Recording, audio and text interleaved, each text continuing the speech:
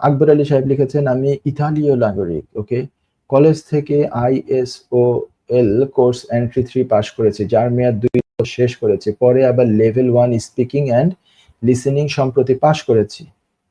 Level 1 কিছুদিন পরে British সিটিজেনের জন্য আমাকে কি B1 পরীক্ষা দিতে হবে? দেখেন, এসোল কোর্স বলতে এখানে অ্যাওয়ার্ডিং বডি কলেজ থেকে করেছেন বলছেন, এটা কি কোনো ওই যে বিভিন্ন আমাদের মানে কাউন্সিলের যে কলেজগুলো থাকে ওইগুলো থেকে যদি হয়ে থাকে তাহলে হচ্ছে না। এটা হচ্ছে অ্যাওয়ার্ডিং বডি 4টা আছে, আপনি একটু সুন্দর করে মনে রাখেন, 4টা অ্যাওয়ার্ডিং বডির কোনো একটা থেকে আপনাকে লাইফ স্কিলস B1 অথবা B1 এগুলো পাস করতে হবে। সেটা কি?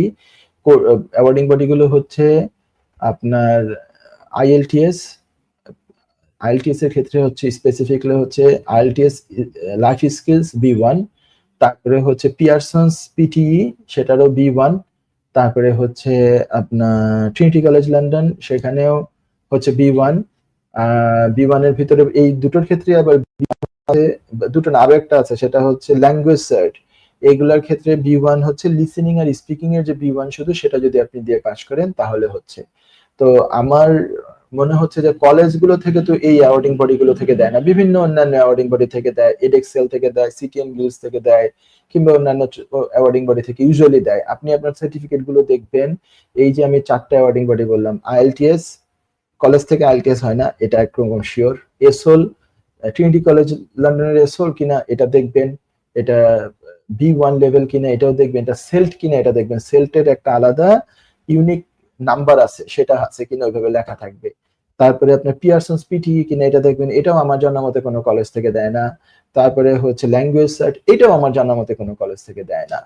তো আমার ব্যক্তিগত যেটা, আপনি প্রশ্নে তো অ্যাওয়ার্ডিং বডির কথা লেখেন নাই, তারপরে আমি যেটা মানে আমি অলমোস্ট সার্টেন বা আমার গাট ফিলিং হচ্ছে যে এই অ্যাওয়ার্ডিং বডিগুলোর না। সেক্ষেত্রে তাহলে কি হবে, আপনাকে এক্সাম দিতে হবে।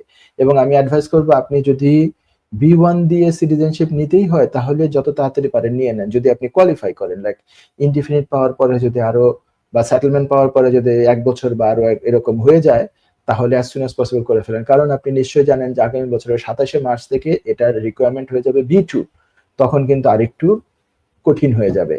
সো আপনি ট্রাই করেন এখনই, ঠিক আছে? সার্টিফিকেটটা যদি আপনি আমাকে লিখে বলতে পারতেন কোন অ্যাওয়ার্ডিং বডি, আমি সেকেন্ডের ভিতরে হয়তো আপনাকে আমি বলে দিতাম। সার্টিফিকেটের অ্যাওয়ার্ডিং বডিটা দেখে আপনি চাইলে ভবিষ্যতে মেসেজ করেন, আমি আরো কনফার্ম হয়ে আপনাকে বলবো। ঠিক আছে, আশা করি প্রশ্ন উত্তর পেয়েছেন।